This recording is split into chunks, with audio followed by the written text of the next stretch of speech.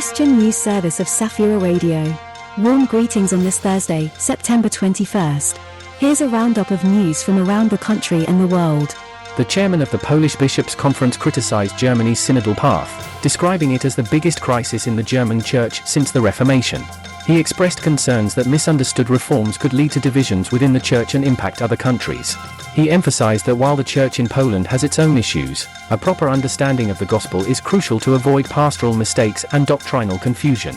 The 13th General Assembly of the World Lutheran Federation in Krakow elected a new 48-member council representing 7 global regions. Meeting annually, the council will oversee the federation's activities, including budget approval and reports.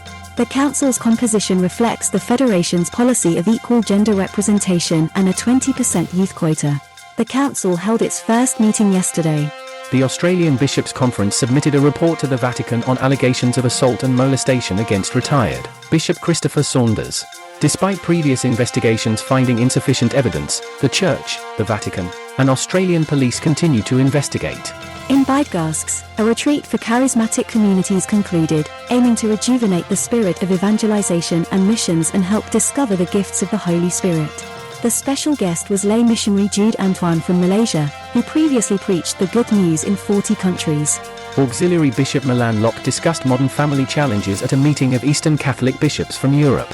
He emphasized the role of family in shaping mature personalities and relationship-building skills. He proposed various pastoral initiatives, such as forming communities for young families. He concluded by pointing out challenges like migration facing the Eastern Catholic churches. The European Parliament passed a resolution aimed at combating prostitution and poverty. The resolution calls for punishing buyers of sexual services and highlights the need for protection for sex workers. Maria Neukel, rapporteur for women's rights, emphasized that prostitution is a form of violence against women. Although non-binding, the resolution urges the European Commission to consider regulatory action. According to the theological tradition of Wesleyanism, salvation is universal and excludes no one. This principle has been the foundation for many abolitionists connected with the Methodist Church, including Laura Haviland.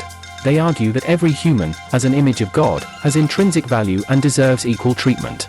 This doctrine now finds practical application in efforts toward anti-racism and social justice.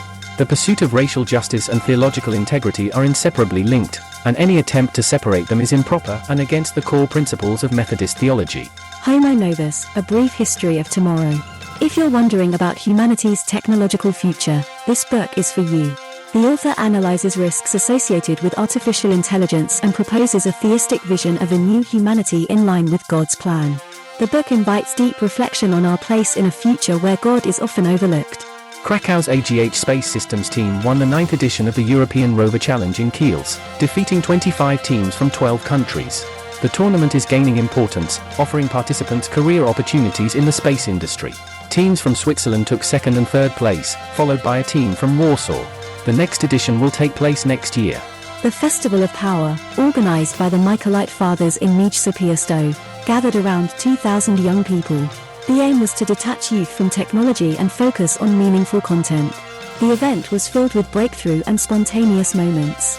Lexi Chaplin and Father Sebastian Picor engaged the audience in prayer, rapper Tao sang with a fan, and Mateusz Zilko performed a song with a special dedication. The program also included worship, prayer, and group meetings. That's all for Safira Radio News Service. Stay with us. May God bless us all.